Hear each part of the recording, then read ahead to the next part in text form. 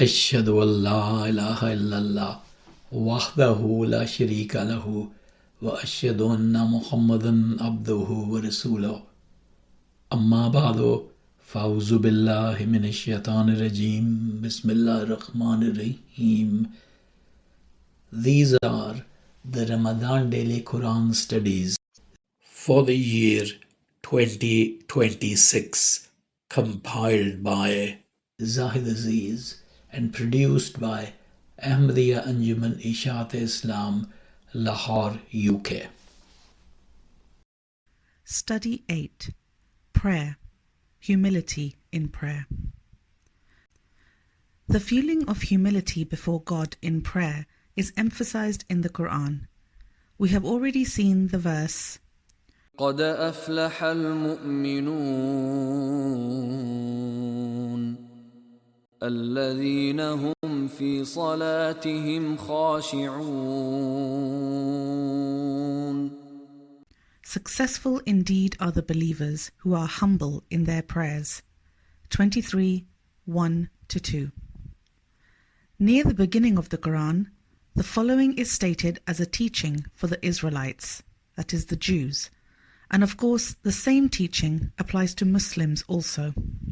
وأقيموا الصلاة وآتوا الزكاة واركعوا مع الراكعين. أتأمرون الناس بالبر وتنسون أنفسكم وأنتم تتلون الكتاب أفلا تعقلون. واستعينوا بالصبر والصلاة وإنها لكبيرة إلا على الخاشعين الذين يظنون أنهم ملاقو ربهم وأنهم إليه راجعون. And keep up prayer and give the due charity and bow down with those who bow down. Do you tell people to be good and neglect your own souls while you read the book? Have you then no sense? And seek assistance through patience and prayer. And this is hard except for the humble ones, who know that they will meet their Lord and that to Him they will return. 2:43-46. The words bow down with those who bow down indicate congregational prayer, that you are praying within a group. The outward acts of praying and of giving in charity are not sufficient. Sincerity is required. To tell people to do good, portraying yourself as religious but neglect to do good yourself, is strongly condemned here. Prayer is the means of seeking the assistance of God. A person must persist with patience in his efforts to achieve self-improvement and turn to prayer. Prayer feels a hard thing and is unproductive of results unless a person assumes an attitude of humility and takes prayer to be the way of meeting God. Humility means that when praying, we think of ourselves as entirely powerless before God and totally reliant on Him to achieve anything. And we think of ourselves before God not as holy or high and mighty, but as ordinary sinners and mortals. Praying with humility is mentioned elsewhere in the Quran as well. ادعوا ربكم تضرعا وخفية. Call on your Lord humbly and in secret. 7:55.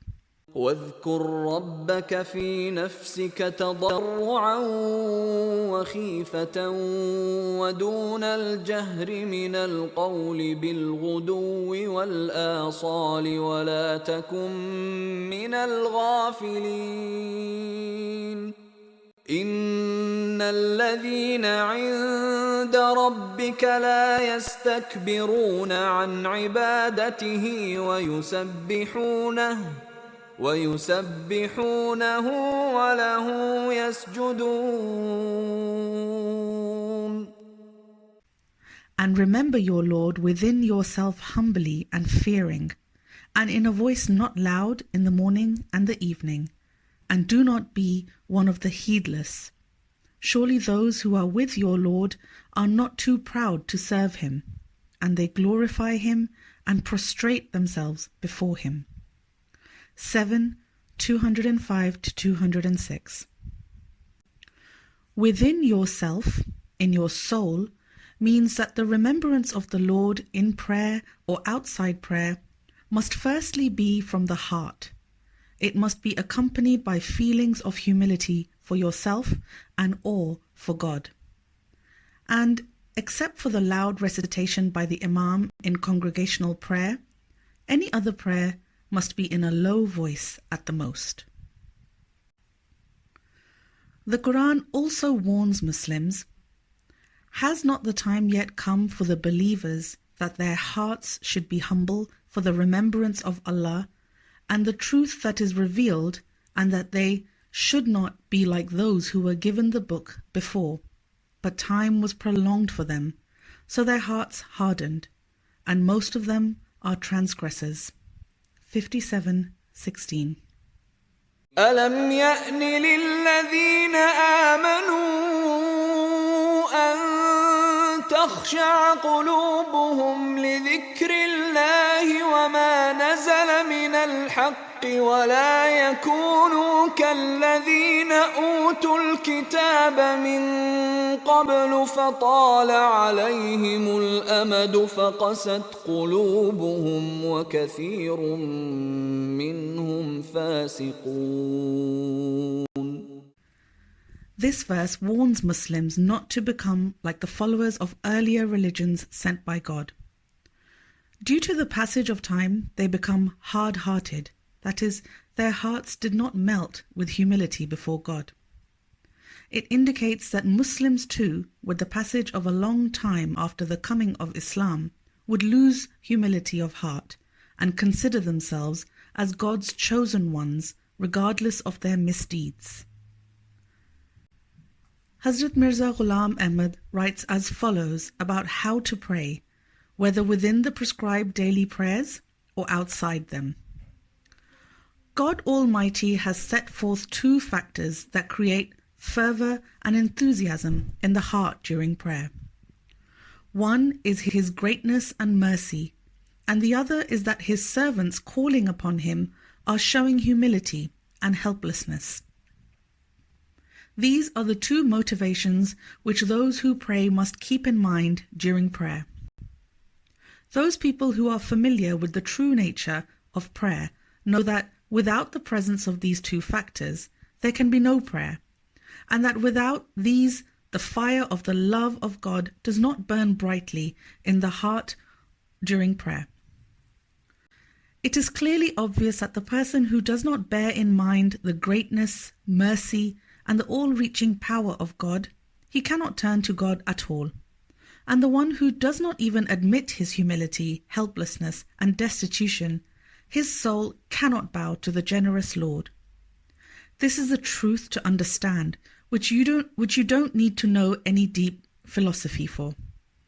Lahore Ahmadiyya, footnote 11, pages 479 to 80. Barakallahu lana wa lakum fil Quranil Azim wa nafa'ana wa iyyakum bil ayati wa zikril hakim innahu ta'ala jiwadun karimun malikun barurur rahim.